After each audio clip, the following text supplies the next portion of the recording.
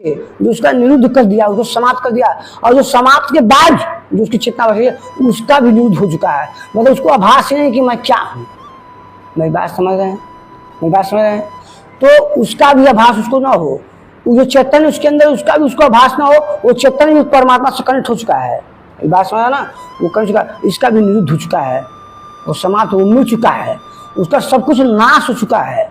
वो स्वयं में स्वयं कुछ भी नहीं है, वो जो है परमात्मा का प्रकाश ही, वो प्रकाश ही प्रकाशित हो रहा है। मेरी बात समझ रहे हैं?